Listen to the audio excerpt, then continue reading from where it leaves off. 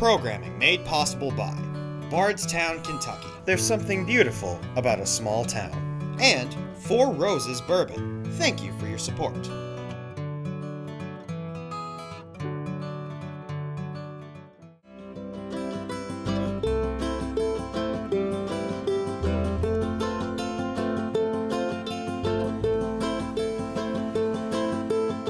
Well, Dixie, what is this behind us? Well, remember I told you I wanted to take you where you had to find this one ingredient that's very important to whiskey making. From the very beginning, the first settlers, they would come and they'd plant their corn, but they had to have water, and they had to have pure water. And we're sitting in front of the Tom Moore Spring. Wow. So this is where bourbon began. Began at this distillery, yes, Wow. because Tom Moore and Madeline Moore were partners.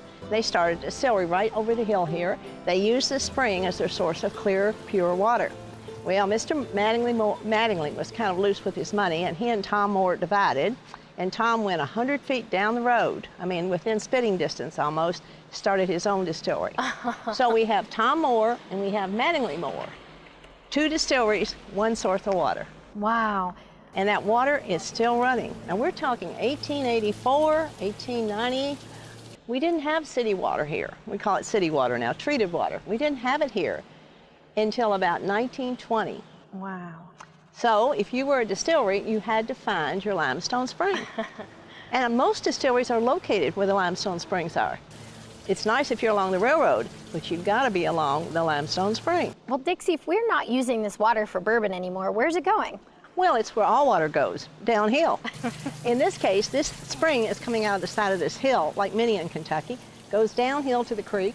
The creek runs downhill to the river, which is directly ahead of us. That's the Beach Fork. Of course, the Beach Fork runs into the Rolling Fork into Salt, and into the Ohio.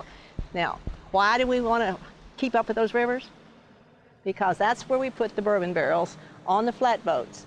Sent them down the river to Natchez, New Orleans, and they brought the money back. Well, Bardstown seems like it's the real heart of bourbon country, so it's perfect for the Bourbon Festival to be here. Right. Well, we've been doing the Bourbon Festival 26 years. Wow. And the thing that makes me so happy with it is the volunteers that help do it, and then we bring everybody from the distilleries together. We bring the guys who roll the barrels, we bring the people in the bottling house, we bring the drivers of the trucks.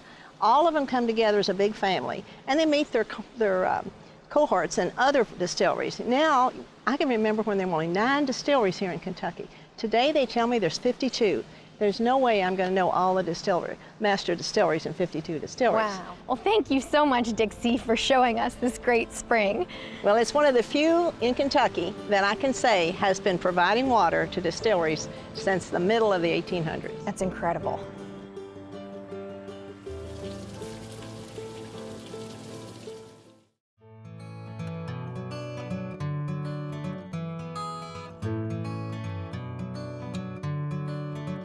Programming made possible by Bardstown, Kentucky. There's something beautiful about a small town. And Four Roses Bourbon.